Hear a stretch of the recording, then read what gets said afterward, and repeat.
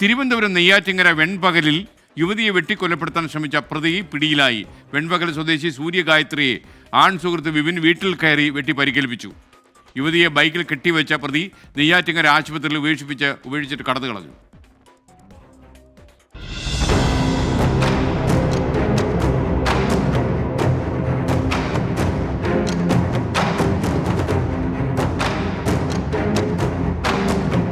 ഉച്ചയ്ക്ക് 12 മണിയോടെയാണ് നെയ്യാറ്റിൻകര വെൺപകലിൽ യുവതിയെ ആൺസുഹൃത്ത് വീട്ടിൽ കയറി വെട്ടി പരിക്കേൽപ്പിച്ചത്.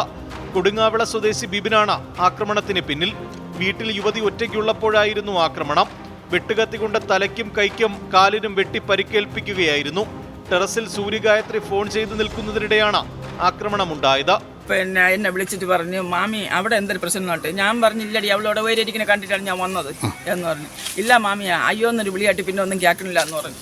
ഞാൻ ആ വാക്കേ ഓടി വിടുന്നപ്പം വീട്ടിനകത്ത് ഇവിടെ ബ്ലഡ് കെട്ടി കിടക്കണം. ഞാൻ വീട്ടിനകത്ത് എല്ലായിടവും വിളിച്ചിട്ടൊന്നും വിളിയാക്കണില്ല. തിരിച്ച് ഞാൻ മോളിൽ കയറിയപ്പോൾ വെട്ടുകത്തി രക്തപ്രളാറ്റ് കിടക്കണം. ആക്രമിച്ച ശേഷം യുവതിയെ സ്കൂട്ടറിൽ കെട്ടിവെച്ച പ്രതി നെയ്യാറ്റിൻകര ജനറൽ ആശുപത്രിയിൽ ഉപേക്ഷിച്ചു. സൂര്യഗായത്രിയുമായി പ്രതി പോകുന്ന ദൃശ്യങ്ങൾ 24-ന് ലഭിച്ചു.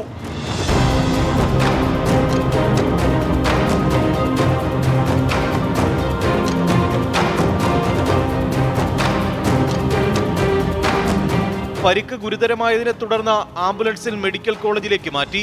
യുവതിയെ അടിയന്തര ശസ്ത്രക്രിയയ്ക്ക് വിധേയയാക്കി. ഒളിവിൽ പോകാൻ ശ്രമിക്കുന്നതിനിടെ കാഞ്ഞിരംകുളം നെല്ലിമൂട് ഭാഗത്തു നിന്നാണ് ബിബിൻ പിടിയിലായത്.